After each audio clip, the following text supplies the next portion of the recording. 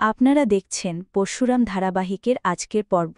ধারাবাহিকের শুরুতেই আমরা দেখতে পাই জিৎ মুখার্জি শিবপ্রসাদকে বলছে, আপনি আজ রাতের ভিতরে কবিরকে বাড়ি পাঠিয়ে দিন, নইলে বুঝতেই পারছেন আমি তো লাড্ডুর দাদু হই, ওকে মারতে আমার কষ্ট হবে। এই বলে ফোনটা কেটে দেয়। তখন শিবপ্রসাদের কানে লাড্ডুর কথাগুলো বাজতে থাকে। লাড্ডু অসহায়ের মতো বলছে, আমি দুষ্টু দাদুদের কাছে আছি, আমাকে নিয়ে যাবেন, আমি বাড়ি যাব। শিবপ্রসাদ তখন সৌরভকে বলে জিৎ মুখার্জির ফোন নাম্বার ট্র্যাক করতে। এদিকে জিৎ মুখার্জি বলে, ফোন নাম্বারটা এখন ওরা ট্র্যাক করার চেষ্টা করবে, এর আগে আমরা বেরিয়ে যাই। লাড্ডুকে তখন তার ছোট মাসি আরাধ্যার কাছে দিয়ে তারা চলে যায়। পরের সিনে আমরা দেখতে পাই তটিনী বসে বসে কাঁদছে, আর তটিনীর মা ভূমি তটিনীকে বোঝানোর চেষ্টা করছে। বাড়িতে প্রেস মিডিয়ার লোক এসে ভিড় জমিয়েছে। তখন নন্দিনী বলে, কাঁদিস তটিনী, প্রেস মিডিয়া পুলিশ সবাই চেষ্টা করছে, সবাই তোর পাশে আছে। তখন স্কুলের প্রিন্সিপাল ম্যাম বলে, আপনি একদম কাঁদবেন না, ঘটনাটা স্কুলে ঘটেছে, সুতরাং দায়িত্ব আমাদের। তখন নন্দিনী বলে, একদম ঠিক বলেছেন, এই দায়িত্ব আপনাদের। আপনাদের স্কুলে একজন ডিসপার্সেলের কার্ড দেখিয়ে একটা বাচ্চাকে তুলে নিয়ে গেল, তখন দায়িত্ব তো আপনাকেই নিতে হবে। আমি আপনাদের গভর্নিং বডির সবাইকেই সামনে আনব, দরকার পড়লে সবাইকে কোর্টে তুলব। তখন প্রিন্সিপাল ম্যাম রেগে গিয়ে নন্দিনীকে বলে, আপনি একজন অ্যাডভোকেট হতেই পারেন, কিন্তু একটা স্কুলের সম্মানীয় প্রিন্সিপালকে এইভাবে অপমান করার কোনো অধিকার আপনার নেই। তখন তটিনী নন্দিনীকে না করে এভাবে কথা না বলতে। নন্দিনী প্রিন্সিপাল ম্যামের স্বামী কর্ণ চ্যাটার্জির কথা তুললে ভূমি তাকে থামতে বলে। ভূমি সব প্রেস মিডিয়াকে কোনো ছবি তুলতে না করে, কারণ তটিনীর এখন মনের অবস্থা ভালো না। তখন শিবপ্রসাদ বাড়িতে আসে। পিকু গিয়ে শিবপ্রসাদকে জড়িয়ে ধরে কাঁদতে কাঁদতে বলে, বাবা ভাইকে এনে দাও। শিবপ্রসাদ তখন পিকুকে কোলে নেয়। তটিনী গিয়ে শিবপ্রসাদকে কাঁদতে কাঁদতে বলেন, তুমি লাড্ডুকে এনে দাও, আমি আর কিছু চাই না, আমি সব কেস তুলে নিব।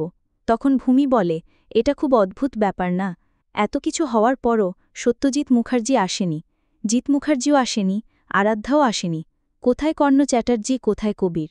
এমন আবার নয় তো যে এই কেসে তারাই জড়িত? তখন নন্দিনী বলে, সেটা প্রিন্সিপাল ম্যাম খুব ভালো বলতে পারবেন। তখন প্রিন্সিপাল ম্যাম বলে, দেখুন আপনি তখন থেকে আমাকে অপমান করে যাচ্ছেন, আমি তো বললাম আমি আমার স্টুডেন্টদের পাশে আছি।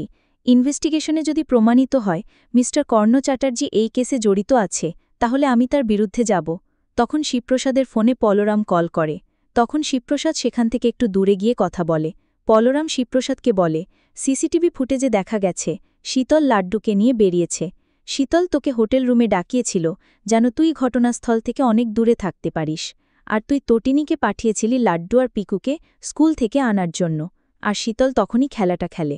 শীতল লাড্ডুকে নিয়ে স্কুল থেকে বেরিয়েছে, আর সেটা পরিষ্কার ফুটেজে দেখা যাচ্ছে। আরেকটা ইনফরমেশন আছে, আরাধ্যাকে স্কুলের বাইরে দেখা গেছে। শিবপ্রসাদ কথা বলে শেষ করে তটিনীকে জানায়, আমি এখন থানায় যাব। তখন তটিনী বলে, তুমি তো এখনই এলে, প্লিজ তুমি যেও না, তুমি একটু আমার পাশে থাকো। বারবার প্রেস আসছে, ছবি তুলছে, আমার ভালো লাগছে, আমার লাড্ডু হারিয়ে গেছে, আমি এখন একা থাকতে চাই, ওরা আমাকে একা থাকতে দিচ্ছে না।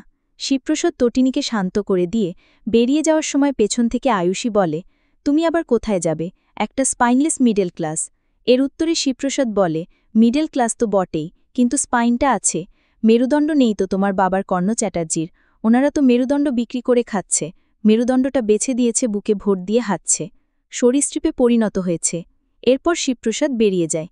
পরের সিনে দেখা যায় পলরাম শিবপ্রসাদকে সিসিটিভি ফুটেজ দেখাচ্ছে।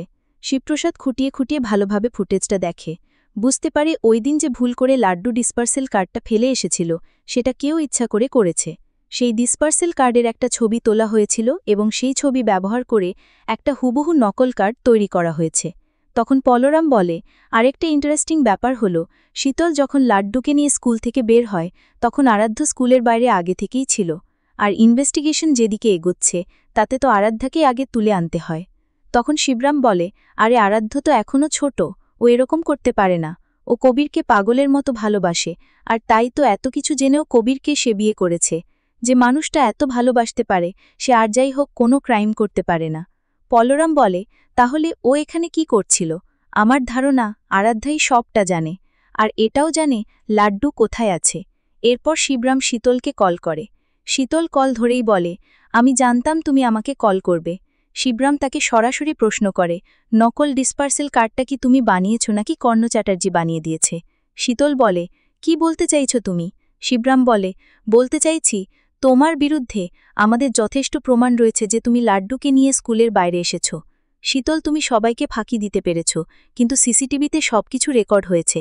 তখন শীতল হেসে বলে, আমি তোমার মতো এতটা কাউকে রিফিউল করিনি, আমি তোমার মতো কাউকে নির্বিকারভাবে ইগনোর করিনি, আমি তোমার মতো কোনো একটা মেয়ের চোখের জলকে উপহাস করিনি। তখন শিবরাম বলে, এই চুপ, একদম চুপ রাখো, একদম মুখ বন্ধ রাখো, লাড্ডু কোথায়?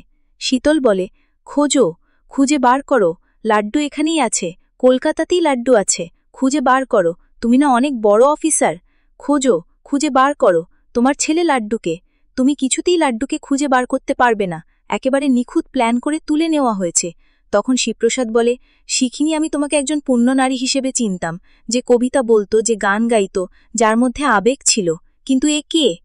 তখন শীতল বলে, ও একটা র্যাকেটের সাথে জড়িত, ক্রিমিনাল র্যাকেটের সাথে জড়িয়ে আছে, একের পর এক সে অপরাধ করে যাচ্ছে, দেশের বিভিন্ন জায়গায় আমাকে বিভিন্ন নামে খুঁজে পাবে, কিন্তু আমি অধরাই থেকে যাব, তুমি কিছুতেই আমাকে ধরতে পারবে না, কারণ তুমি আমাকে ধরা দাওনি, তোমার ফ্যামিলি এখন শেষ, আর লাড্ডুও শেষ। শিবপ্রসাদ বলে, লাড্ডুকে তুমি শেষ করতে পারবে না, আমি ওকে সূর্যোদয়ের আগেই খুঁজে বার করব। শীতল বলে, আমি তোমাকে চ্যালেঞ্জ করছি, তুমি লাড্ডুকে খুঁজে বের করতে পারবে না। আজকের পর্ব এখানেই শেষ। তো বন্ধুরা, এই ছিল আজকের আপডেট। পরবর্তী আপডেট পেতে আমাদের চ্যানেল এখনই সাবস্ক্রাইব করুন। ধন্যবাদ।